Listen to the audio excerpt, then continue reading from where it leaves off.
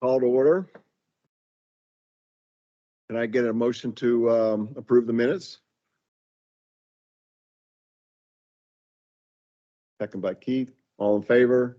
Aye. I think we're missing Angeline. She's on her way, she said, and Bill Byer. So we have a quorum, so we're good. Board member comments. Marty, why don't you go first?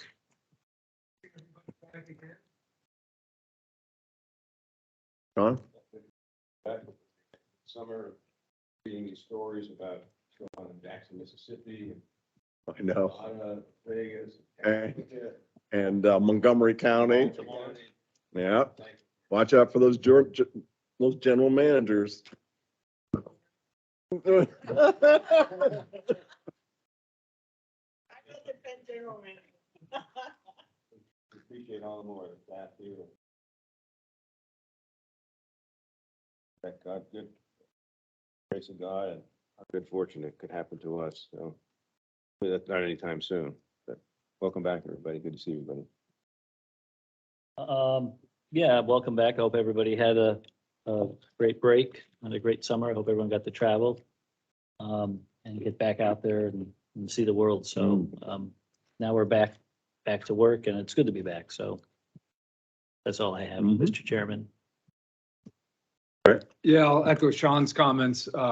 Just really grateful, Carla, for you and for the rest of the staff and for our situation here. It's so bad, so many places throughout the country.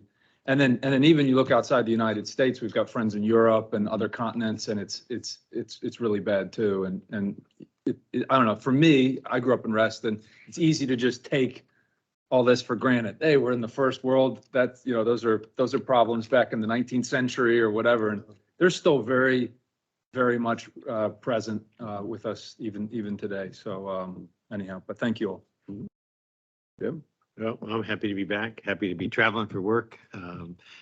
Some of my customers in the federal government still aren't back, but that's here nor there. The comment about our team here, the team here, and being part of an authority, it really makes it, you know, when you read about Jackson, you read about some of the other places, including Flint, that the politics of having an authority that's responsible only to the ratepayers is very clear. And this board and all of the staff on how this is, it's really great. Who's playing the music? Was Marty? Was that good? Love county music. That was very good. I like that. Aria. So Yeah. there were two articles. Yeah, Coachella, yeah. There were two articles in the Wall Street Journal and a couple other places about the forever chemicals, and so that topic continues.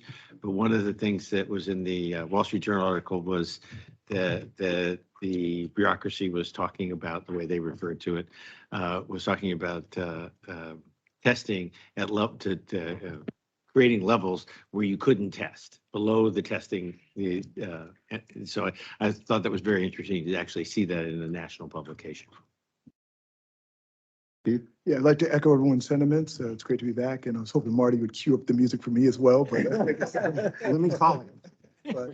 But just echo everyone's sentiment. I hope everyone enjoyed their summer recess, and great to be back and starting up doing work. So I was having trouble hearing Jim. Could you hear him on your? Is that working? Yeah, okay. Yeah, go ahead. I just wanted to add something. I came across, I had a pretty lengthy trip, but in two of the places, one of the guys said, don't take the bottled water, take the water out of the tap. It's better than the bottled water. And he indicated that they did nothing to the water. They didn't chlorinate it. They didn't do anything to it. They just did it as is. And that's what was distributed, which kind of surprised me.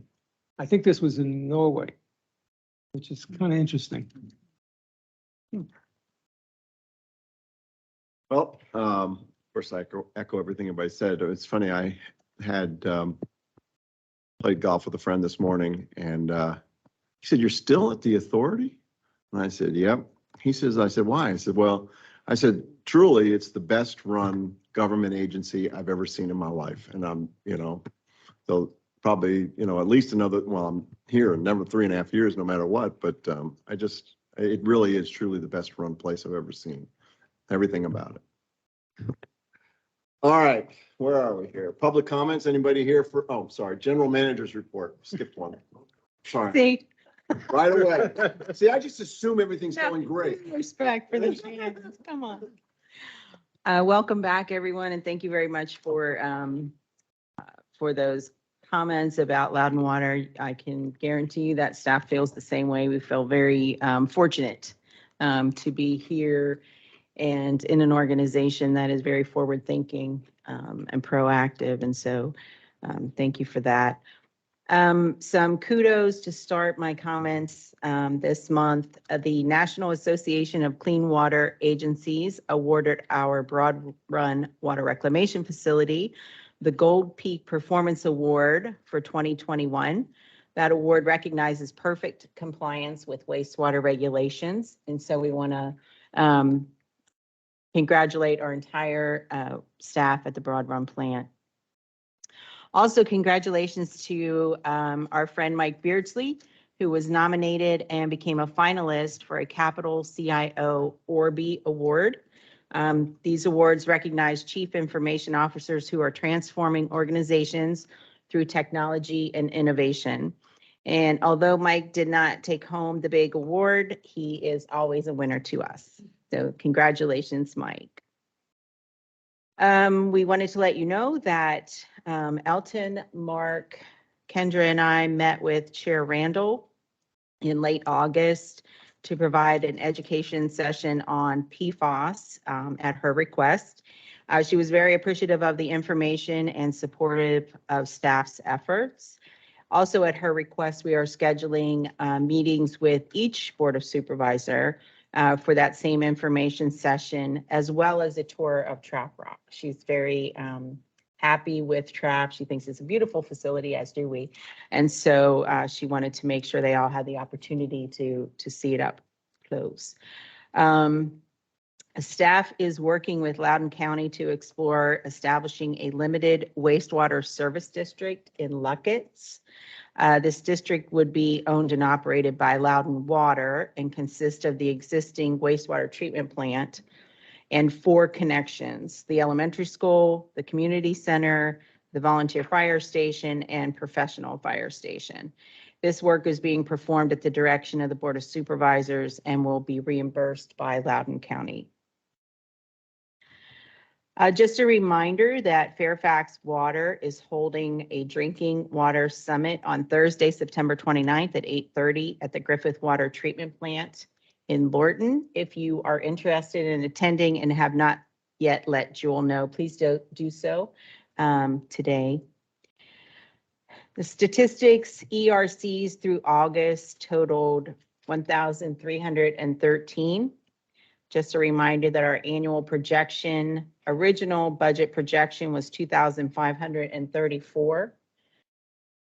You will see in Sally's presentation on the mid-year review that we are taking that year-end projection down a bit. We don't feel that we're probably going to make that 2,534. In fact, we only had 56 equivalent residential connections in the month of August. So that's trending down. And just a reminder that there will be a CIP committee on Wednesday, September 28th at 8 a.m.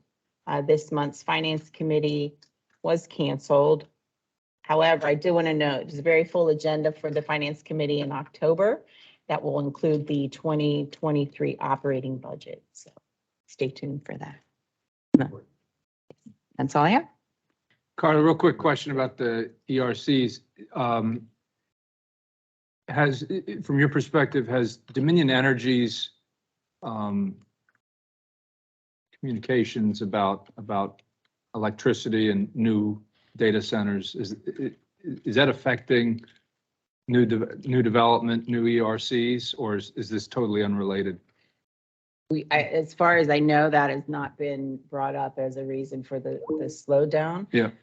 We still do project that we'll have additional data centers connected for the end of the year.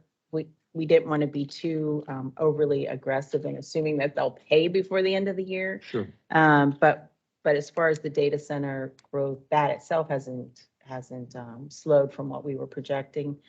It's more in the residential and commercial side, but that hasn't been sort of tied together in any way that I'm aware of. Yeah. Yeah. Okay, great. Thank you. Carla, did you mention PFAS? Did you see, I think it was about a month ago, it was a study that came out from Northwestern, and they found out that there are two simple chemicals that can be used to break down PFAS as opposed to using, high heat, which is normally used to break Right. it down. It's not ready for distribution yet, but apparently they're looking at that there might be a very cost-effective and simple way of breaking down the PFAS chemicals. I actually did see that article, but I didn't read through the whole Okay. thing. And I don't know if Kendra's online, she's kind of our PFAS expert Yeah. here, if she saw that or not. But that would be a good thing, right? Yeah. A simple solution would be a great thing. Yeah. Kendra. Yeah, I don't know if I needed to fill in or not, but essentially there are a lot of breakthroughs being made with PFAS on the bench scale. So a lot of different bench scale approaches, and it does just take a lot to get from where they are to something that you can do even in pilot scale and to a full facility. But we are keeping our eyes on all of them. And I would say there are 3 or 4 different processes out there that hopefully might work. Thanks, Kendra. Carla, one final thing. I'm sorry. I know Mark's like that.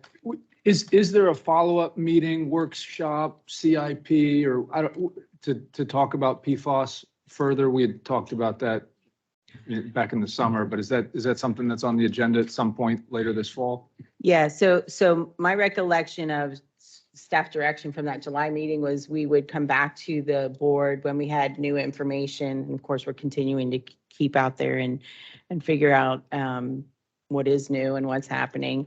But I do think that Kendra will be bringing forward a task order at the next CIP meeting, which deals with the landfill and that connection to PFAS and things like that. And maybe Mark can explain that a little bit better. But and then we talked about the Water Resources Committee as well. So we'll keep, we want to keep it out in front of the board, certainly as we get more information or new information, I should say. Okay, great. Yeah, one of my thoughts was that at a minimum, I know, because I talk with folks in the community all the time, and almost, matter of fact, nobody, including myself, I didn't know till Kendra told me, but nobody knew that like the fast food stuff is coated in PFAS. Nobody knew that the Glide floss, Kendra had mentioned, even just kind of some communication from Loudon Water. We've got a good reputation in the community. We're credible. Even just communicating to people, hey, be aware, these are all these things that you use every day. This has a lot of PFAS in it, and just start to make the public aware. That would, even just something as simple as that would be really helpful. Mike Turner's on the land use committee for the National Association of Counties, and so they were discussing recommendations to Congress on PFAS, and just my conversations with him, even just letting the public know that just awareness, even just that would be a great start, because a lot of people just don't even know, and pressuring Congress to say, let's stop manufacturing the stuff. That would be really helpful. So I don't know, maybe that's just a simple thing we could do, just even communicate. We are aware of Supervisor Turner's presentation. I think he made it was the Virginia Association of Counties also that he went to. Yes. And we actually have our information session with him. He's first, which Okay. is the end of the month, I think. I'm looking at Mark because I get all my dates confused. But it's the end. He's on the 26th. Okay, the end of this month. Yep. So we'll get some feedback from him as well on that, but yeah. Okay.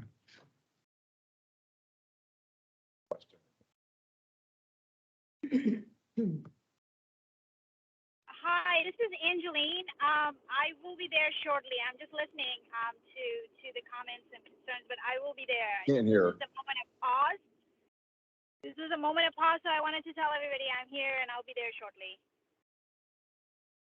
Thank you. All right, thank you. I hear that. I want to make sure. All right, Anybody here for, doesn't look like there's any public here, so probably aren't any comments. Can I have a motion to adopt the agenda, please? So moved. All in favor? Aye. Aye. Okay, there's no consent agenda. Twice for vote. All right, thank you. All right, now this is Amanda's first presentation, so no heckling, okay, guys? I already got in trouble for apparently drinking out of a plastic water bottle my first meeting. No, you can drink out of a plastic water bottle. You can't have one with a label. Got it, got it. So, effective on September 1st, there's a new law that's providing more flexibility for electronic participation in electronic meetings. So the catch is that in order to take advantage of that flexibility, you have to pass a policy that says, provides everything that is in compliance with the law, what the procedures are, and so forth. And that's what's in the board packet that we're bringing to you today for approval. The biggest change that has come about is the all virtual meeting allowance. So we were able to do that when we had the state of emergency going on during COVID. Once that ended, it reverted back to the law that said you had to have in-person meetings. There weren't opportunities for all virtual.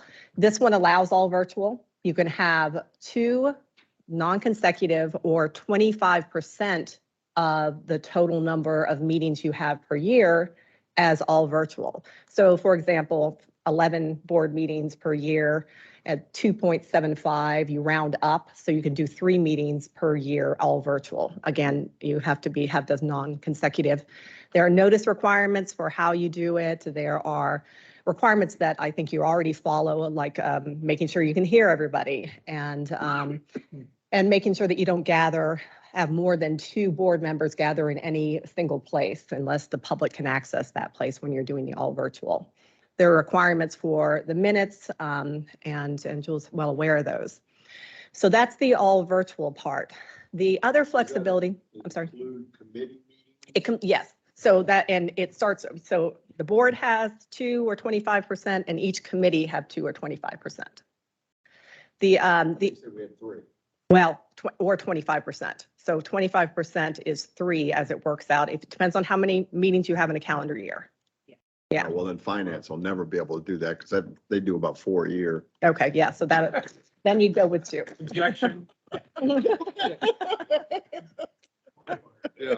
Is it voted on in advance what meetings would be all virtual? Well, you have to put in the notice that goes out, the public notice, whether it's going to be all virtual or where it will be held. So I think the board, what is it? It's only a 3-day requirement, whatever your practice is. Is it only a for 3-day? I thought it was 2 weeks. No, 3 Okay. days. Yeah. So. It's working. Does it allow for hybrid meetings? So Yeah. some can be virtual and some can be present? So for the participation electronically by just certain individual board members, it's pretty much the same rules that were applicable before with a little bit more flexibility. So if you want to participate remotely because it's a personal matter, you have to follow the procedures, contact Mark and let Joel know. And you can have for personal matters, you can have that same thing, 2 or 25%. You can participate virtually, it's fine. You can't count towards the quorum for that. But then you have the other reasons that are not subject to any limitations. So if you have permanent or disability, if you live 60 miles or beyond, or if you have to care for somebody, some kind of medical reasoning. All that has to be disclosed to Mr. Koblos and reflected in the minutes. There's in some general way as to why you are participating remotely. So a little more flexibility there, but pretty much, the same kind of requirements. So a hybrid meeting, not really. This is saying you can do all virtual or you can have it here and if somebody meets those criteria, then they can participate remotely. You still have to have, if you have the meeting here, you still have to have quorum. That's right. So In person, yeah. So for our committees, with 4 on the committee, you have to have 3. Yeah, so that's something to keep in mind, yeah. Weren't we going to decide on reducing the committees or something like that? Yeah. Oh, that's coming up. Well, it's not- Discussion. Okay. Our discussion, Amanda and I talked about this, and we thought that maybe this revision and this little bit more flexibility on being able to participate remotely would help with that as well. And it was only a one-time occurrence. It's not something that Right. typically happens. So maybe we would just kind of let it float at the floor for now. Yeah. All right. I think it's just important that everybody understands that to give plenty of notice in advance if you can't come to a committee meeting when you've got only 4, because you won't be able to conduct any official business if you don't have the quorum. So, yeah, and you could always, if you're seeing that 3 of the 4 can't come in person, but they can participate virtually, then see if you haven't had a previous one immediately before virtual, then you can switch to virtual. 3 weeks in advance, though.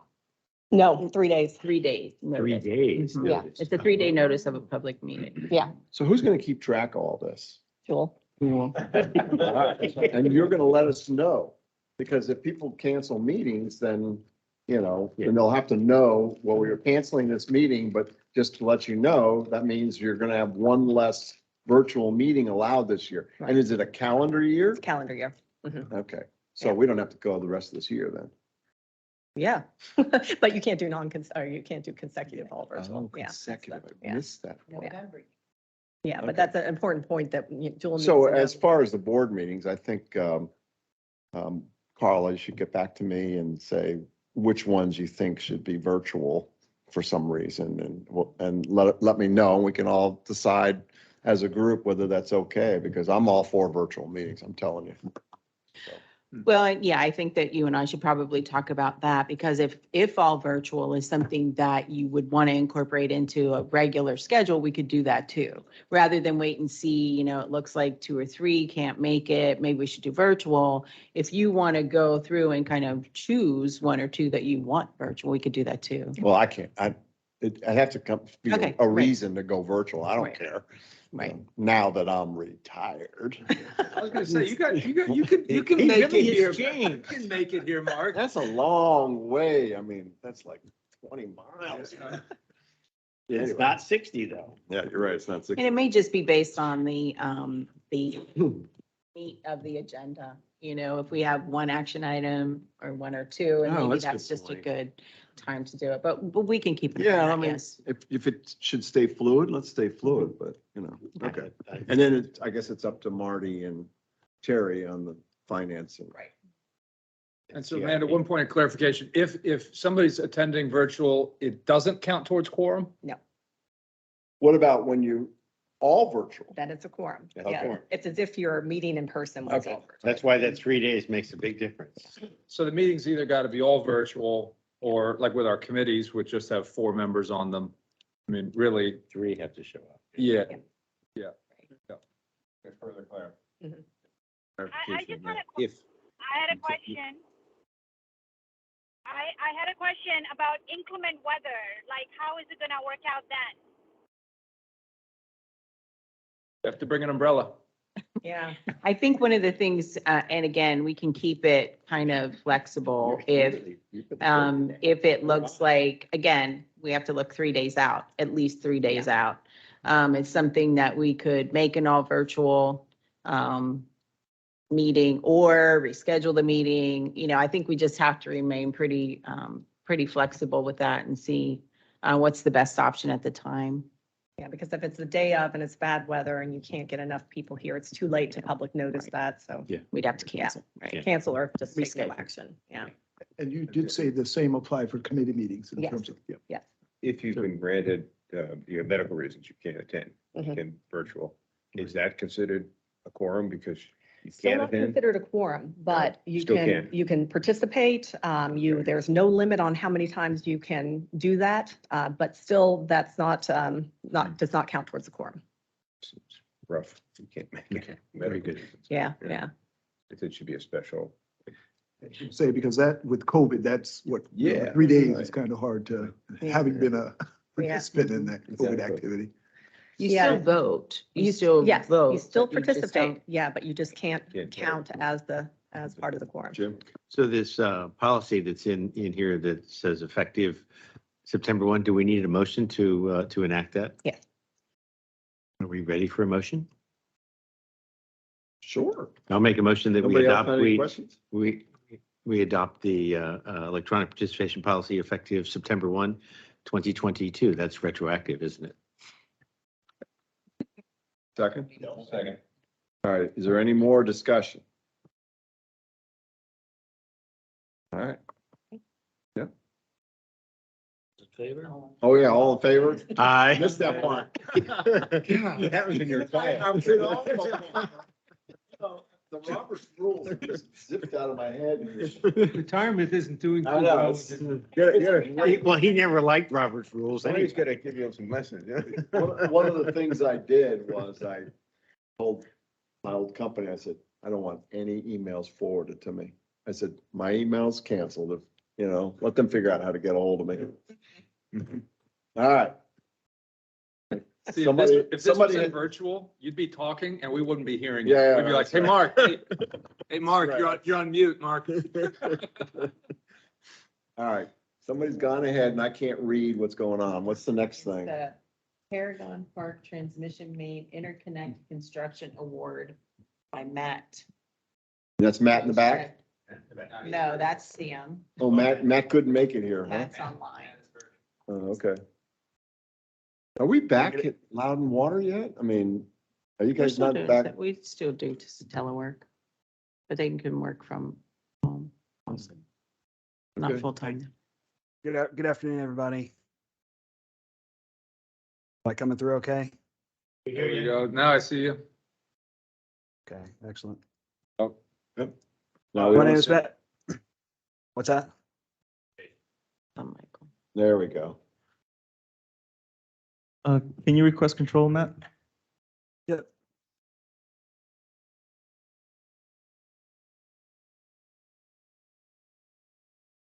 There we go. All right, awesome. My name is Matthew Osheki. I am a project manager in the Capital Design Group, and I am here seeking award of a construction contract for the Paragon Park Transmission Main Interconnect.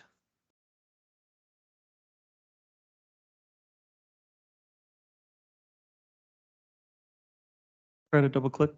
There we go. Nope.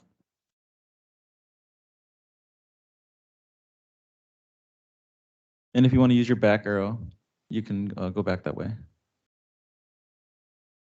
Oh, it's bit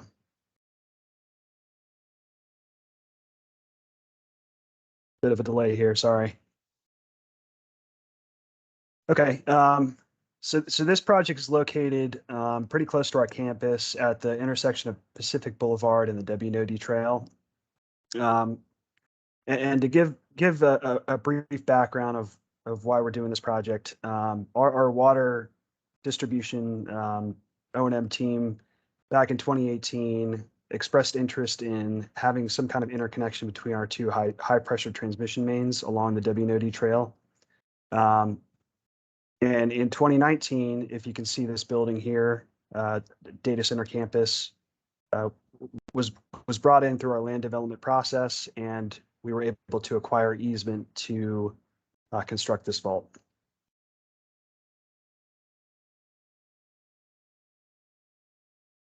So why are we doing this project? We would like to connect these two transmission mains, one a 24-inch transmission main and one a 30-inch transmission main, to increase our resiliency in our water distribution system. So by connecting these two mains, it greatly increases our ability to push water into different zones. So for example, from the 510 to the 538, or from the 538 into the 510 zone.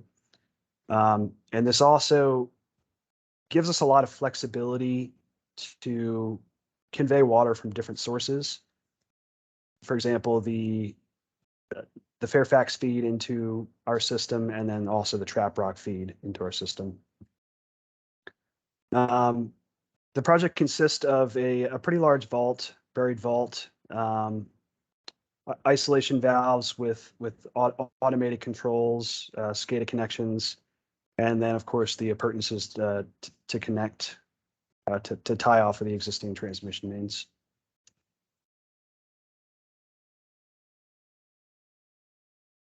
Design kicked off in May of 2021 and wrapped up in July. We put this out to bid, received bids in September, and are now seeking award of the contract with a expected commission date of April of 2024.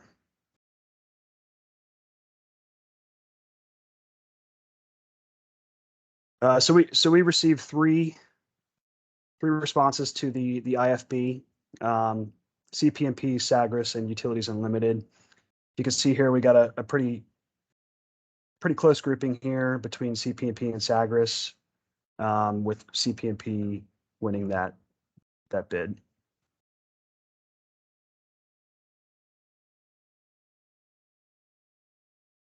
Just our project snapshot. This is Water 146 in our 10-year CIP plan. And this project, as I mentioned before, was identified back in around 2018.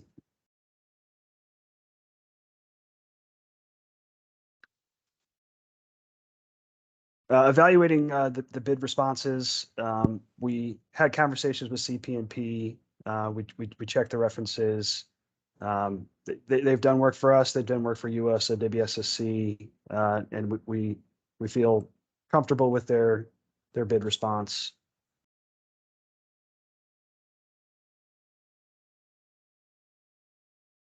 So here's the recommended motion.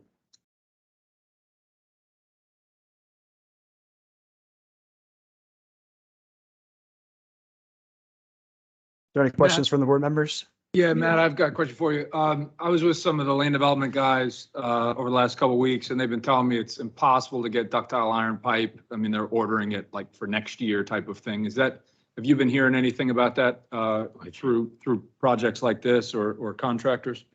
Yeah, there's still unprecedented lead times for some of these items, especially the larger diameter pipe, because we are tying off a 30-inch main as well as a 24-inch main. The 30 by 24-inch T, we expect to be a pretty long lead item, and we are assuming right around a year for that specific piece. So that is something we identified, and it's definitely a constraint for this project. Okay. And is it just inflation in general, or what would we attribute to the bids coming in substantially higher than our estimates? Yeah, inflation. Our conversation with CPMP, there's a lot of risk they have to price in, especially this being. I can't understand. You gotta either put it up louder or something. You want to sit here? I can hear him clearly here. Okay, maybe that's the issue here. Maybe You it comes get some right from the speakers over speaker. here then. It could be age also. Yeah, well, I have pretty No, good it's- hearing. It's a little bit hard Marty. to hear, but it's. I just, because when he starts mumbling, I can't. No, hear what I he's have the saying. same problem. Yeah. Well, my huge problem on this thing is, it's all of a sudden we're almost 100% over budget.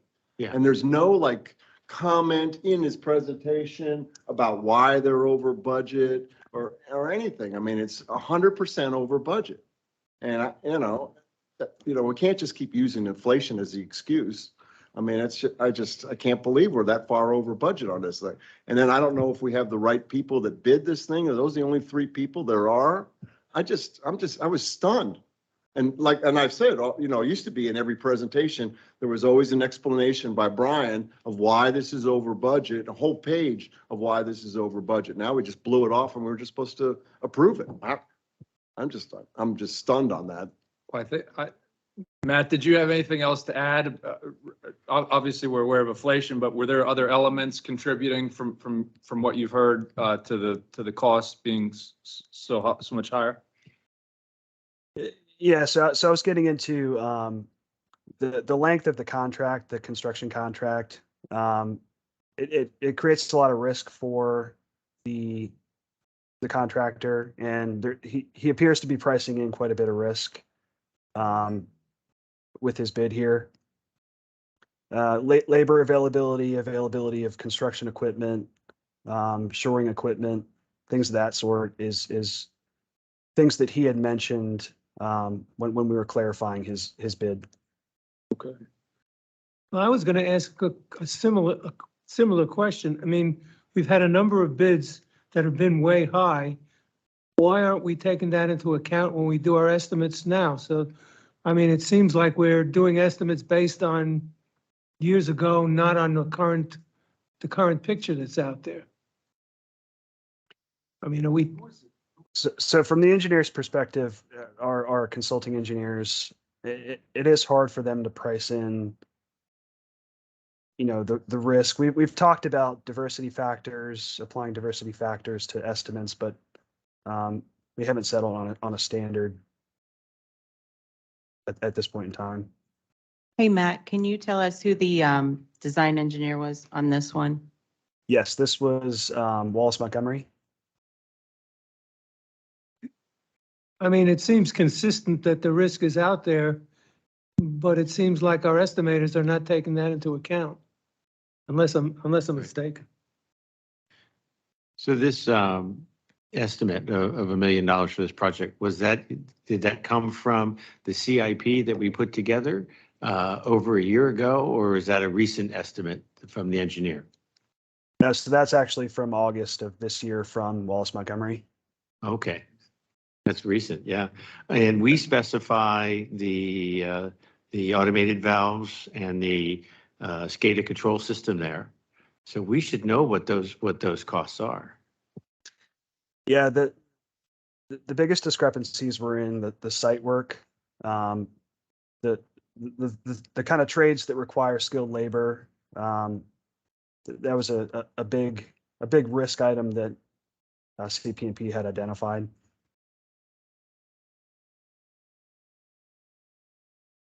Hi, this is Angeline. What was that risk item? You mentioned risk a couple of times. Site. Yeah, the site work, specifically excavation of the vault. Okay. And the shoring for that excavation.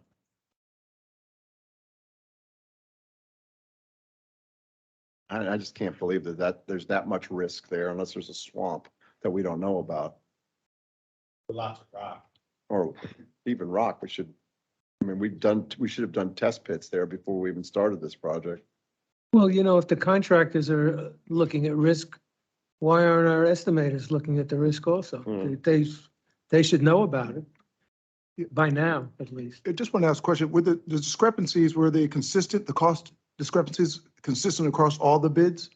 Was that One was like Yeah, I 3.5 know. million. Yeah, I was just curious if the factor was the same. Was it really discrepancies Okay, in the didn't same look it areas? Matt? So we didn't get detailed breakdowns from Sagres or Utilities Unlimited. We only got a detailed breakdown from CP&P. And there were just 3 bids total? Yes, sir. Okay.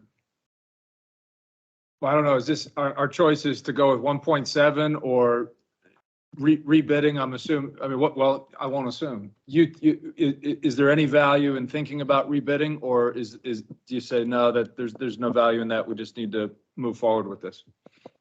So we took a look at this. We feel comfortable with the price. It's a project we want to advance to increase our flexibility. It's something that the Trap Rock folks have been asking for since 2018, and we were able to get the easements and get the design executed here. And then there's a strong desire to have this in prior to the summer of 2024. So this contractor is going to guarantee that he's going to make it on time, and there's not going to be extras because of long lead items. I mean, is that in the contract, or are we just going to say, Yeah, okay? Yeah, we did do our best to account for long lead items. I think we're being realistic with our assumptions on procurement of those items. So we feel confident in the construction timeline. Do we require any easements from Virginia Power or the Virginia Park Authority, being that close? We do not. So all those easements were acquired back in the LD process, land development process, back in 2019. We do require a temporary access permit for construction laydown area in their parking lot, but that's all been pre-negotiated.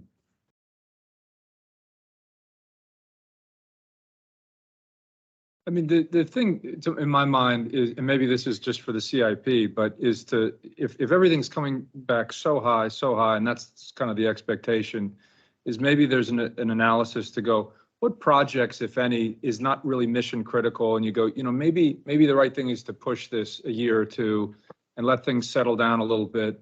I don't know how else to address this kind of thing. I think our staff does that. One of the risks in doing that is sort of that build up later, right?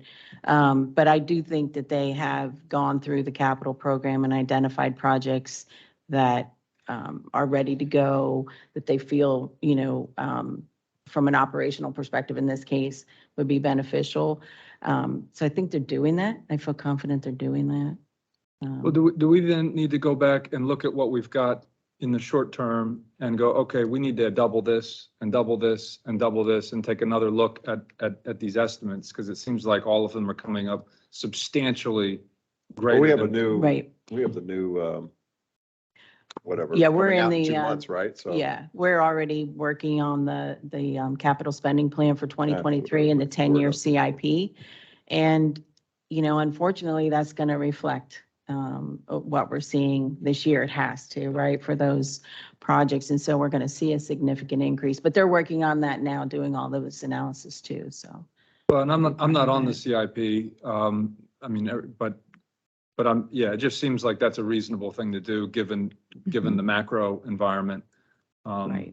And then just to make sure that we're allocating enough money for all of these projects so that we're not just going, oh yeah, we're spending 30 million this year. Nope, we're spending 60 or whatever it is. I don't know, Right. but And so, it's sort of a step process. And so in October, we'll bring the operating budget, right, to the finance committee. And then in November, we'll have a joint meeting so that a larger group is actually looking at that capital spending plan, because that directly then impacts our 5-year financing plan. Right. And one of the things we're going to do, typically we would come back to the finance committee in early 2023 and say, okay, after you've adopted the budget, this is the impact on the 5-year plan and the user rates and things, we're all in compliance and everything. But what Brian and I have talked about is that has to be we have to do some scenarios and sensitivity analysis before we get to that before next year, because this is just a very unique, unfortunate time. And so it's the operational expenses are going up and the capital expenses are going up, and all of that rolls into these 2 sources of revenue. So we'll be sharing some of that too, probably not the final 5-year plan, but give you some indication of what this is doing to our overall financial picture. mhm.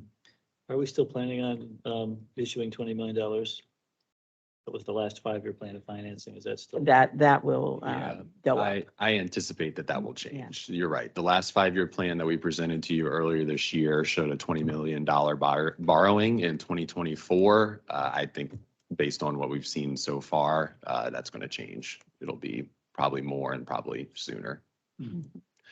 But one thing we'll do is also work with Davenport, our financial advisors, to take a look at this with us as well. And then this might be premature, but as we look to the future, we're just going to spend more money, or is there going to be attrition in the projects that we have, or will it be a combination of both, do you think? I think it's both. I think we're in a period where, and I think back probably 25 years ago when we were in a similar period, where it's a lot of cost containment and you make a lot of sacrifices, and we want to move those projects forward that are mission critical.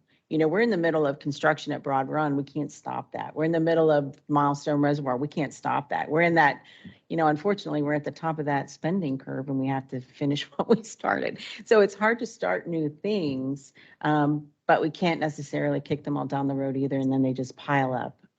So yes, it's a combination of all of those things. We're not building another trap rock.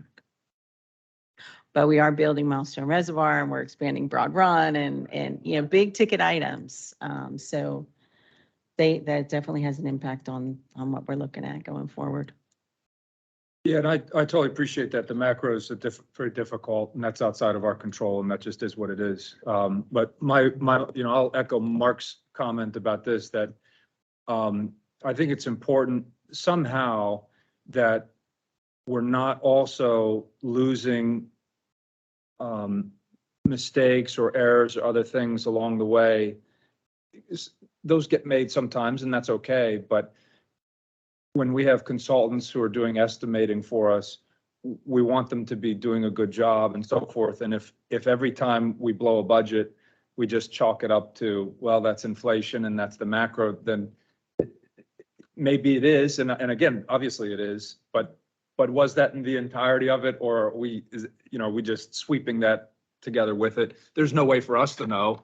Unless there's a closer analysis or something, but I don't know. So I just echo that comment. Right. And I couldn't agree more. And I think, I feel confident staff isn't, won't sweep this under the rug, because what should happen is this is someone that we paid money to do something for us. Where were the differences? And then when we look at the next estimate, making sure that those gaps aren't still there as well. So I definitely hear you. No, I think what you're saying is, rather than just saying, here are the two numbers, why is one number much higher than the other? I mean, we shouldn't just say, oh, it's risk. What's involved with the risk? Well, that's what I was saying. We used to, like I said, we used to have a couple of pages of presentation that used to go through all that. And this one, that's why I was stunned when I saw this one is almost double the price and there was no explanation. But the explanation can't just be, well, it's risk. Yeah. It's got to be more detailed. Yeah, for me, though, it'd be great, and I don't know what would be changed in the process, but when you're looking at vendors providing bids back to see the detail, then you can see if the discrepancies are consistent. Then that also validates a little bit about what you're seeing versus one, even though the quantities are, but if they're all in the same areas, there's these huge discrepancies. That gives you a little bit more validity into what you're seeing as well. Right, and I have to go back to our procurement group, but I mean, when you're doing a low bid situation too, I mean, typically what you have is the price, right? And then you go back to your low bid and you're analyzing that rather than analyzing all three, because the other two you're not going to go to unless the first one doesn't work out. But so that gets a little tricky too, but I mean, it's certainly something we can talk about, even high level. How the bid is submitted. In this case, I don't know how the bids were submitted, if it was just sort of a lump sum, or if we had a little bit more breakdown. It was just lump sum. Lump sum. And if it helps, we could go back to Sagres and request a detailed breakdown.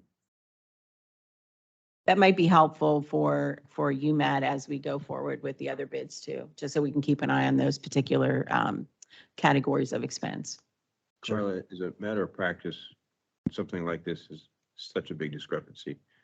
Do you go back with the engineering estimator and look for reconciliation with the bid as to why was there such a large discrepancy between the two? Since it was so new. Right. August. I mean, if it was a year ago, okay, I can understand, it was August. And I'm, I don't want to speak for Matt, I'll let him tell, but I would think that that's absolutely something that we would do, because you're also evaluating the work of that estimator, right? To too, make yeah. sure it's We not commit. just about this particular project, but it's about the work of the estimator as well. So Matt, I'm assuming that's something that we've either done or will do. Yes, yeah, we did get back to Wallace Montgomery, requested an explanation of why the two were different, and we validate all of the unit prices. We had quotes for all of the valve appurtenances, control valves, and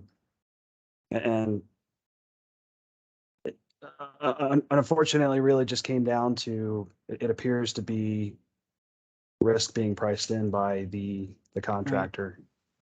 So a lump sum contingency built in, right? Right. Well, having an engineering firm, we always stayed away from estimating. And this is just the engineering firm that designed this thing is doing his own estimation, correct? Correct.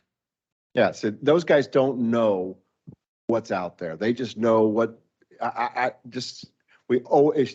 should always be an independent person that knows, that goes into the details with the different contractors, know what's coming up. I know as the engineering firms, they don't know that much. They don't get into those kind of details.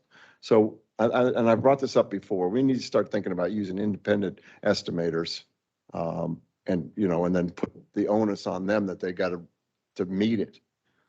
But, you know, this is just, you know, 100%, 80% over. 60, What? 60. Went from 1 million to 1.8? 1,000,001 to 1.7. No, it was 1 million was our estimate. It was- That was in our one- CIP, I guess.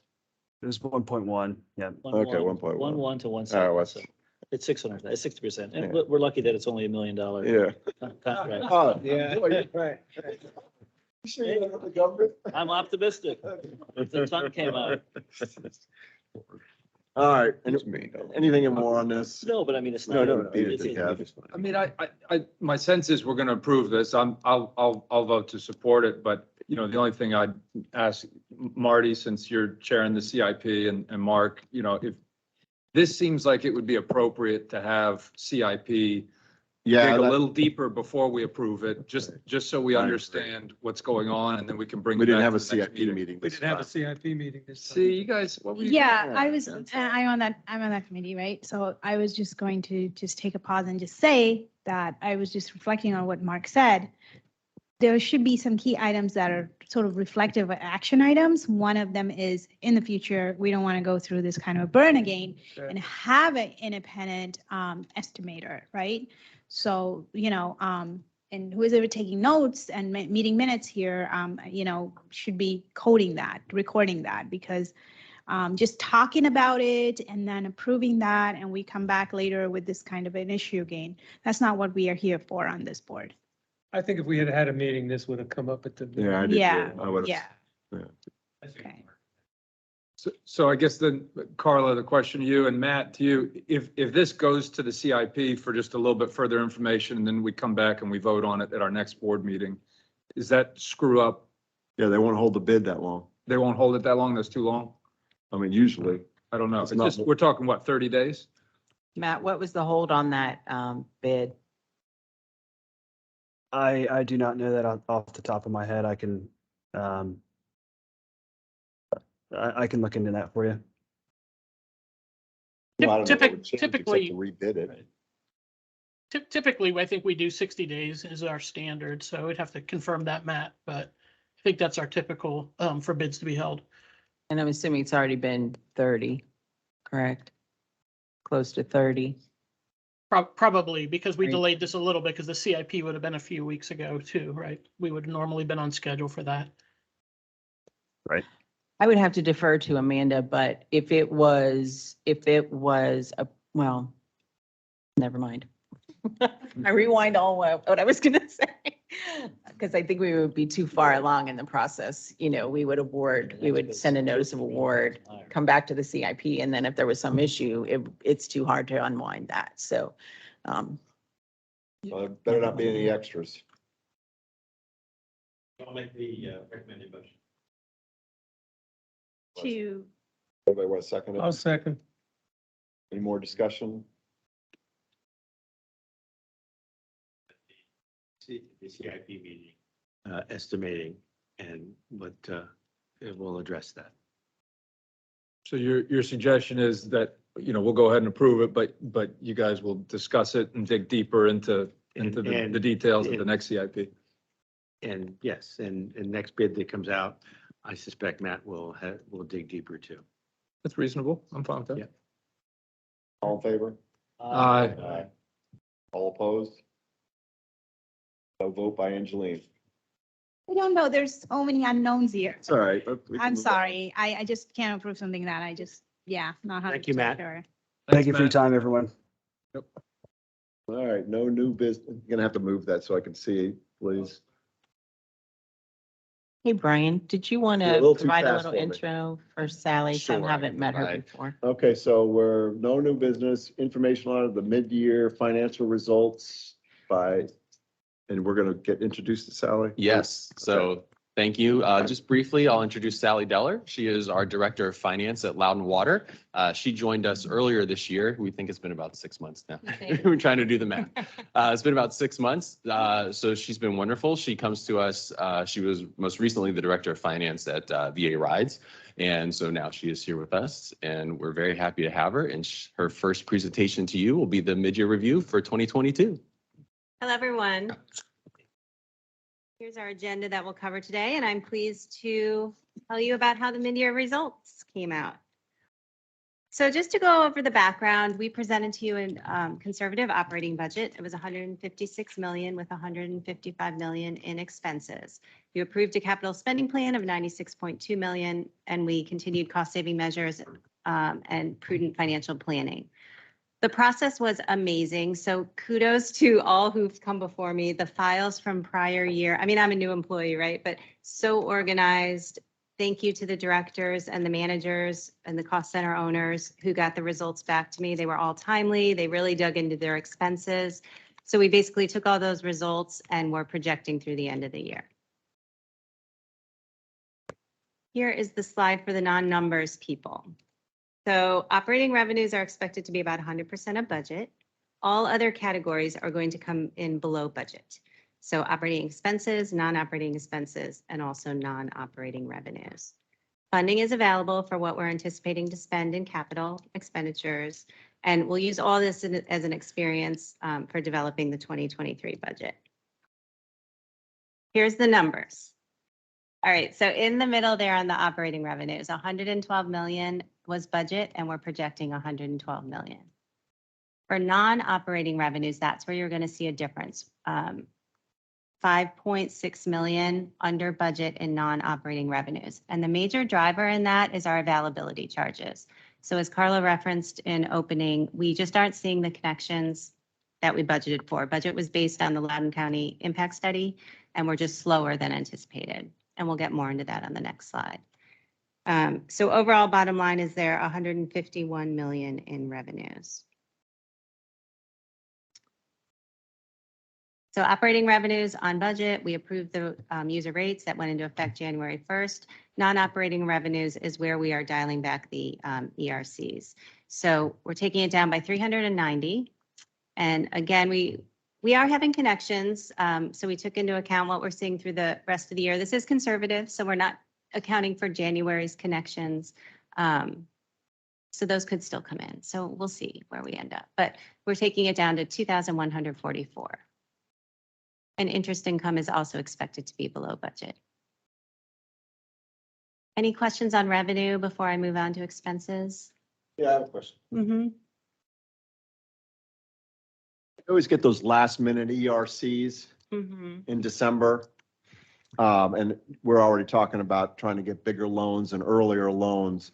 I mean, can we like not get the loans if we get the ERCs in time? It's not something that we have to decide and then we have to do it. We can change our mind. Right, yeah. Okay, So good. that's, the That's all. plan is. I just yes, want to make yep, sure. Yep. Okay. Okay, expenses. So operating expenses were budgeted at 145 million. We're projecting to come in under that by 5.8 million. So you'll see the 140 in the middle there. The biggest driver of that is our personnel costs. So the top line. So that's just a delay in filling open positions that we budgeted for. All the other categories that you see there are expected to come in at or slightly below budget. How many open positions do we have right now? We had 36. I looked as of June. I think we filled like 3 since then. So we're up a little bit, Low but 30s. 36, Are yeah. we still having a hard time filling positions?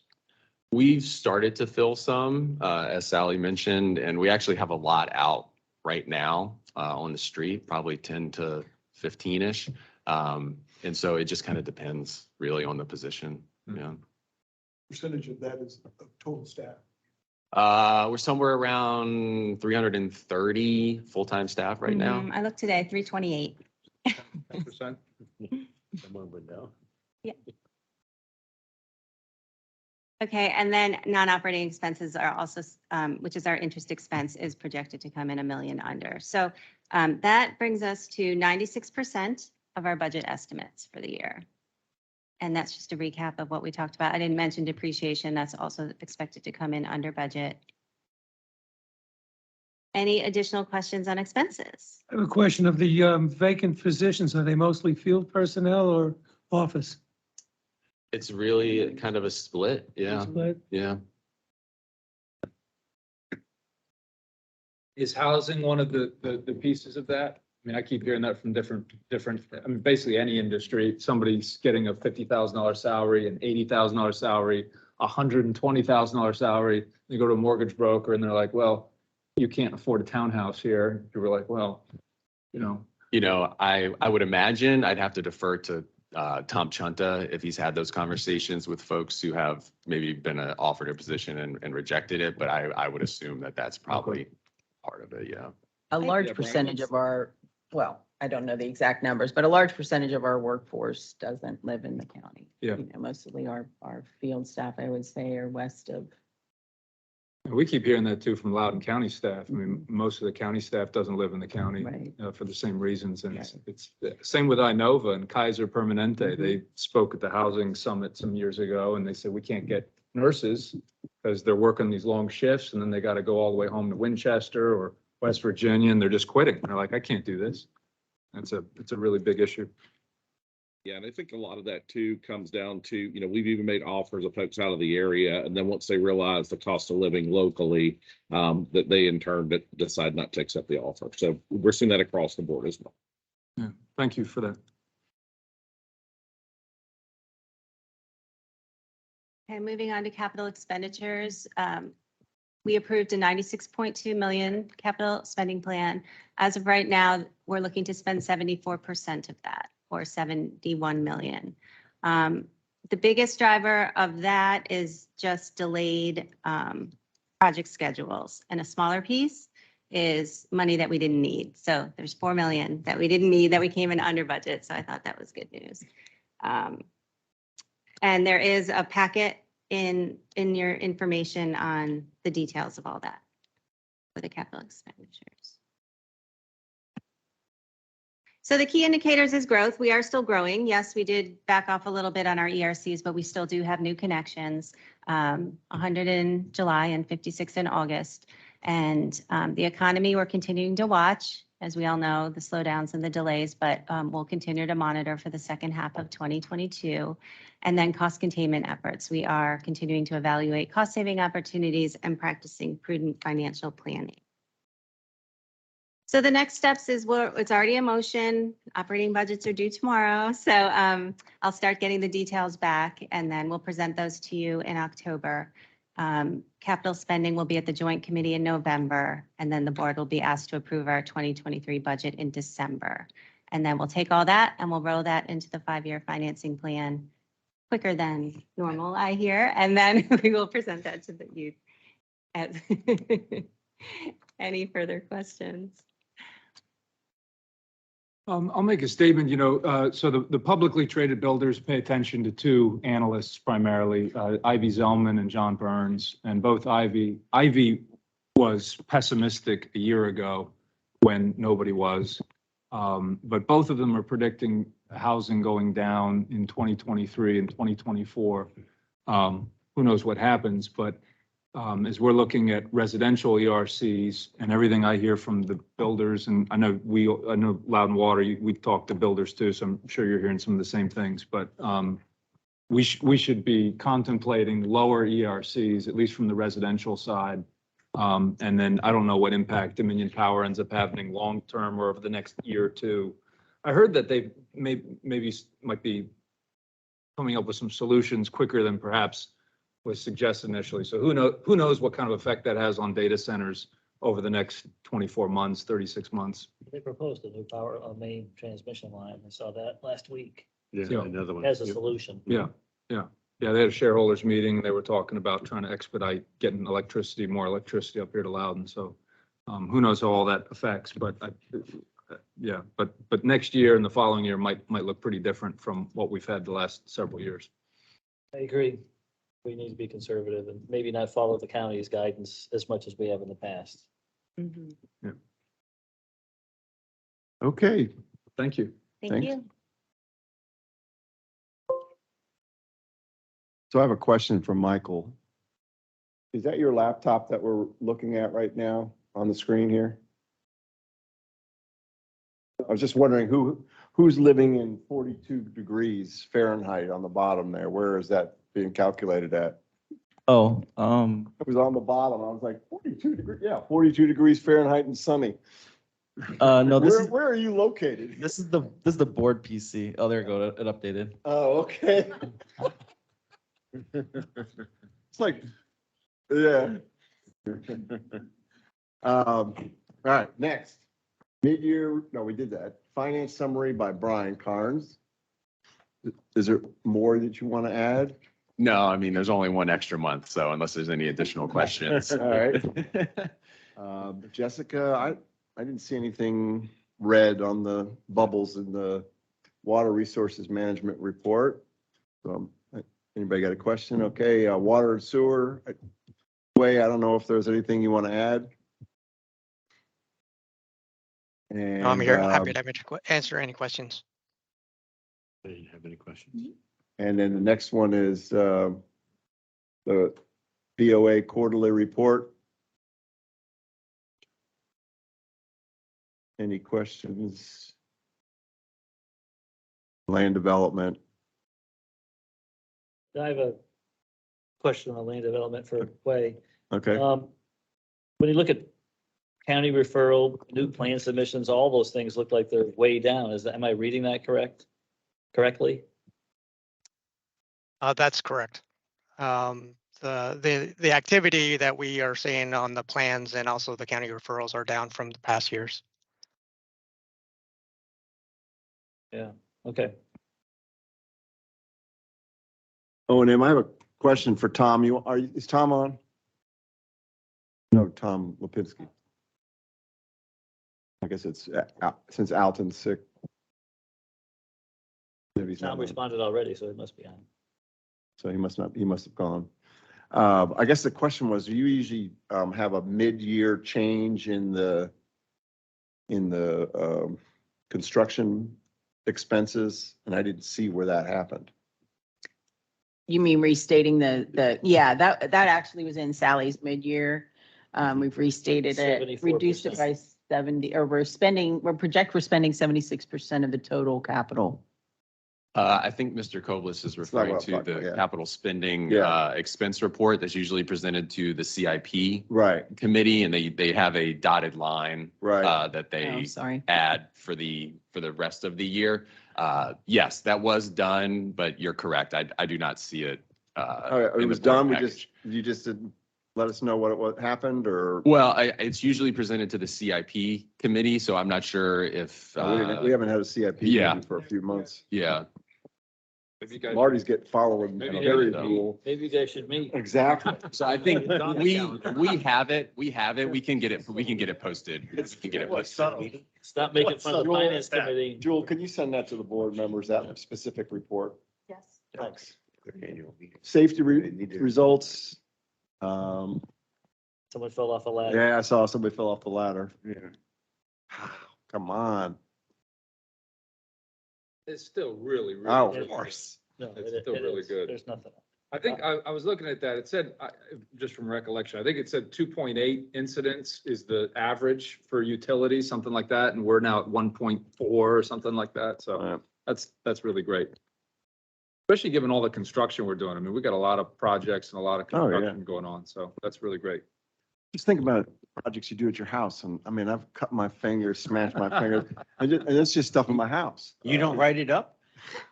I'm like Tim Taylor. Is there a closed meeting? Amanda, anybody? Wow, is that it? Think so. Motion to adjourn, anybody? So move. Second. All in favor? Aye. All right.